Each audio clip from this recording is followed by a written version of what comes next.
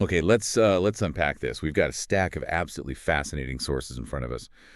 Everything from intelligence briefings to detailed news reports, analyses, Right. all zeroing in on, well, a single truly significant moment in the Indo-Pacific. Yeah. China's People's Liberation Army Navy, the plan. They recently pulled off a move that's being called, unprecedented, a real show of force. That's exactly right. For the very first time ever, both of China's operational aircraft carriers, the Liaoning and the Shandong, were spotted conducting exercises together. Together? Yeah, together in the Western Pacific. And this is highlighted repeatedly in your sources. It's seen as a new level, really, of operational capability and coordination for the plan. So not just one carrier group, but two, side by side, far from home. Mm-hmm. And that's exactly our mission in this deep dive. We're going to go through the material you've provided and figure out, what does this dual carrier deployment really signal? Why is it raising eyebrows, maybe even sparking concern across the region? And I think most importantly, what does it tell us about the shifting balance of power in, well, maybe the most strategically vital area on the planet right now? Looking at how these sources frame it, what's the immediate takeaway that kind of jumps out at you?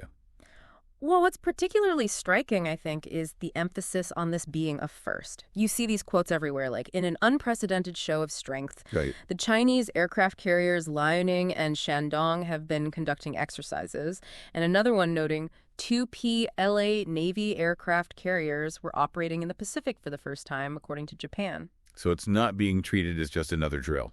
No, definitely not. It's framed as a distinct escalation or, at least a clear demonstration of a new level of achievement for them.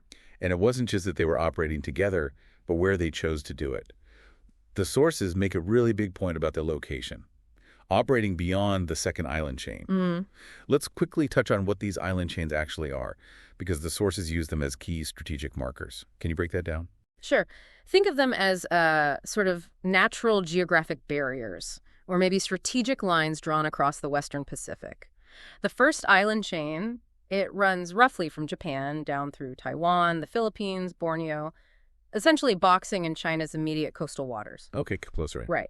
Then the second island chain is further out, stretching from Japan's Bonin Islands through Guam, down towards Micronesia, eventually New Guinea. And why is that second chain so important in military terms? Why does operating beyond it matter so much? Well, because that's where the United States and its key allies, Japan, South Korea, Australia, have major military bases. Guam is absolutely crucial. Right, a major hub. Exactly. Right. And one source specifically mentions the Liaoning's passage took it right past Guam. So operating beyond that second chain, as the sources note China wants to do, it represents a significant extension of the plan's reach. It lets them project power much further into the Pacific and potentially, counter perceived threats from bases further east, like Hawaii, especially in a high-stakes scenario, like a conflict over Taiwan. So it's about being able to operate effectively where U.S. and allied power is concentrated, kind of pushing their own perimeter outwards. That's a good way to put it. One source even notes this view that China's long-term strategy includes trying to, quote, dominate areas west of the second island chain.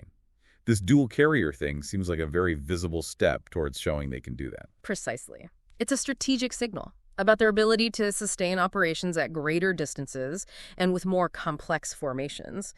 Of course, China has its own official explanation. Right, they always do. The PLA Navy stated they were just routine training activities aimed at testing their far-sea defenses and joint operational capabilities. And they emphasize, that these drills complied with international law, weren't targeted at anyone specific. Their standard line. Yeah. Routine defensive training. Pretty much. Routine training, they say. Okay. But the reaction from the neighbors, particularly Japan, suggests they're not quite buying the routine part. The sources paint a picture of pretty significant concern. Absolutely. Japan. They've been watching China's naval moves closely for years, right? Intensely. They viewed this dual carrier activity as, well, undeniable evidence, proof that the Chinese military's activity area is expanding. Their defense officials, quoted in your sources, see this clearly showing China's intent to improve its operational capability and its ability to conduct operations in distant areas. They were pretty explicit about that. Yeah, the defense minister, the ministry spokesman, they were quite clear on that point. And it wasn't just the presence of two carriers. The sources highlight something more. Provocative. Specifically, these reported incursions into Japan's exclusive economic zone, the EEZ. What's that about? Right, this is a key detail. It elevates it beyond just operating in international waters. So Japan has an EEZ, extends 200 nautical miles from its coast and certain islands. Where they claim economic rights. Exactly, exploiting marine resources. Your sources report that the Shandong carrier group operated inside Japan's EEZ, specifically around the remote Okinatori Atoll. And they weren't just passing through. No, they were conducting dozens of fighter jet and helicopter takeoffs and landings, active military operations. Later, the Liaoning group reportedly entered Japan's EEZ near Minamatory Island, another distant spot. So, actively operating militarily within an area Japan claims economic rights over. How is that being interpreted? Well, as one analyst quoted in the material puts it, these incursions are unquestionably provocative. Unquestionably. They're seen as strategically designed to test Japan's reaction thresholds without crossing the legal line. It's a way to assert presence, push boundaries, maybe normalize operations in sensitive areas, all without triggering, a direct military clash. Testing the waters, so to speak. And what's Japan's tangible response been? Well, according to the sources, increased surveillance, more patrols of its waters and airspace, watching closely. Diplomatically, they've conveyed an appropriate message to Beijing. Expressing concerns. Yeah, expressing concerns, emphasizing that these activities should not threaten Japan's safety. But the material makes it clear, these actions, the dual carriers, the EEZ stuff, they have visibly rattled the United States and its allies in the region. Okay, so it sounds like this specific deployment is really a symptom of a much larger trend. Let's pull back and look at the broader context. China's rapid, massive naval modernization. The numbers in these sources are, well, they're pretty staggering. They really are. Your sources highlight that foundational statistic. China now possesses the world's largest maritime fighting force. One source notes the plan operates 234 warships compared to the U.S. Navy's 219. And that Chinese count doesn't even include. Right. It excludes a large number of smaller, missile-armed patrol craft. So just in sheer hull numbers, China is already ahead. And it's not just having more ships, it's the speed they're building new, more capable ones. Exactly. The sources indicate the plan is not just larger, but modernizing at an incredible pace. They're on pace to overtake the U.S. Navy in key metrics more quickly than sometimes assumed. Key metrics like destroyers, cruisers. Yeah, the backbone of a modern fleet. They're rapidly closing the gap, launching numerous advanced vessels just in the last few years. There's a technical detail mentioned repeatedly that seems to capture this shift. Vertical launch system cells. VLS cells. Why are they such a critical metric? What do they tell us? Okay, VLS cells. They're basically the modern ship equivalent of land-based missile silos, but packed onto ships. They are key indicators of a ship's potential firepower. Because they can launch lots of different missiles quickly. Exactly. A wide variety: anti-ship, anti-aircraft, land attack from a compact space. Compared to older launchers, VLS systems are faster, more flexible, and just significantly increase the sheer volume of firepower a single ship can bring to bear. Okay, makes sense. And the numbers reflecting China's VLS growth are, well, there's something else. They tell a really dramatic story. Sources point out, back in 2004, U.S. Navy ships had something like 222 times as many VLS launchers as the plan. 222 times. Yeah. By the time these sources were compiled, that gap had shrunk to fewer than 3 times as many. Wow. And the projection, China is on pace to catch up within the next few years. Some estimates suggest they could potentially surpass the U.S. in total VLS cells by 2027. That's nearly 27. That's a massive shift in firepower potential in less than 2 decades. It really is. And all this rapid construction, it's underpinned by what sounds like an overwhelming advantage in shipbuilding capacity. This might be the most strategically significant long-term factor mentioned. China has an enormous shipbuilding industry. The material notes China has dozens of commercial shipyards, many individually larger and more productive than the biggest U.S. naval yards. Bigger than the biggest U.S. ones. Yeah. One really stark figure cited from an unclassified briefing suggested China has 230 times the shipbuilding capacity of the United States. 230 times. That number feels almost hard to grasp. It highlights a fundamental difference in industrial scale. Yeah. And the implication, especially if you think about a potential sustained conflict, is profound. How so? It means China has the industrial base to build new warships and, crucially, repair battle-damaged vessels much faster than the United States. So while the U.S. focuses on highly sophisticated platforms, China's sheer capacity allows them to build more ships faster, and replace losses or repair damage on a scale the U.S. currently just can't match. A wartime sustainment advantage that's huge. It really is. So, okay, we have this rapidly modernizing, numerically superior Chinese Navy showing it can operate further out with complex formations. Yeah. Where does all this naval power, this increased assertiveness, Right. where does it primarily point? The sources keep linking it back to one critical flashpoint. That would be Taiwan. Yeah, the material consistently identifies Taiwan as the likeliest potential flashpoint in U.S.-China relations. China's entire military modernization effort, including this naval buildup, seems heavily oriented towards preparing for a potential Taiwan contingency. And China's fundamental political stance on Taiwan is, well, it's unequivocal, as stated in the sources. It is. The PRC views Taiwan as a renegade province, must be unified with the mainland. And they state they reserve the right to do that by force if necessary. Your sources note the KLA has made preparing for potential military action against Taiwan one of its top priorities. And we've definitely seen an increase in military pressure, activity directed towards the island recently. Oh, yeah, through what people call gray zone coercion tactics. Right, below the threshold of actual war. Exactly. But designed to intimidate, pressure Taiwan. Frequent air incursions into their air defense zone, naval patrols nearby, increasingly complex military operations. The sources specifically mention those large-scale drills near the Taiwan Strait right after President Lai's inauguration speech. Which Beijing saw as a stern warning. Right. These constant escalating actions, they erode Taiwan's sense of security and constantly test its defenses. And the potential risk here is just enormous, not just for Taiwan or the region, but globally. The sources are quite direct about this. They warn that China's growing military capabilities and assertiveness could spark a conflict that leads to a U.S.-China confrontation. And given how interconnected everything is, especially the U.S. and China, a military fight over Taiwan could easily escalate. Much wider, devastating consequences. The U.S. position on Taiwan, it's often described as complex, right? Strategic ambiguity. How do the sources present that? Yeah, the material explains the U.S. adheres to a one-China policy, but crucially, it's distinct from Beijing's one-China principle. Okay, how so?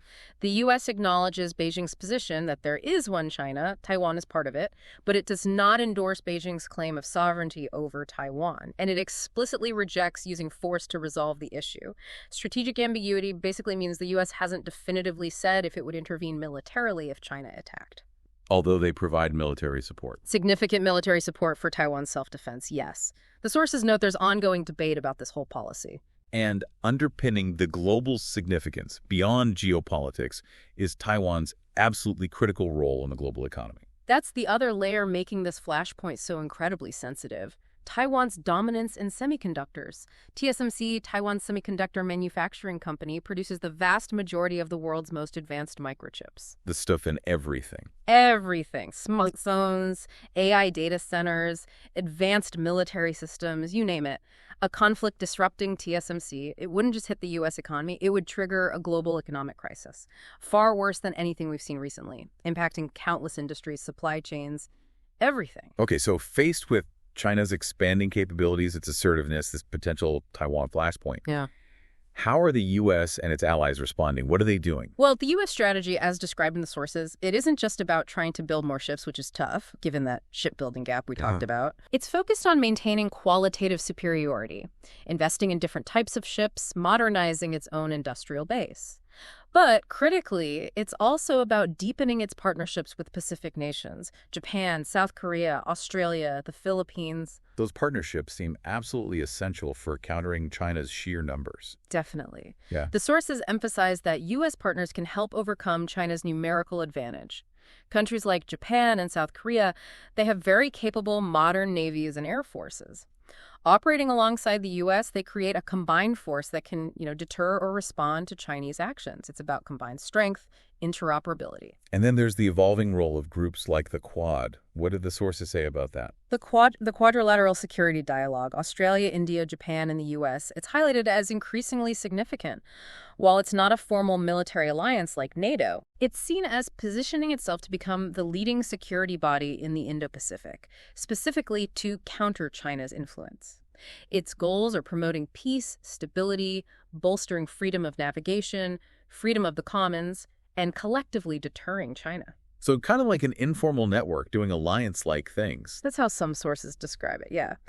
By staying informal, the Quad can potentially quietly achieve many of the functions performed by NATO, maybe coordinating on military planning responses, without the baggage of a formal treaty. Are there other examples of increased cooperation mentioned in the material? Oh, yes. Lots. Strengthening bilateral defense treaties like the U.S.-Philippines one, which the sources note now clearly extends to attacks on Philippine vessels or forces anywhere in the South China Sea. That's a significant clarification. It is. Japan's also taking a more active role, providing military equipment, capacity-building help to countries like the Philippines and Vietnam nations with their own disputes with China, helping them improve maritime awareness, security, basically bolstering regional defenses. And joint exercises. Becoming more frequent, larger, more complex, involving the U.S. and multiple partners across the region. The aim is clear.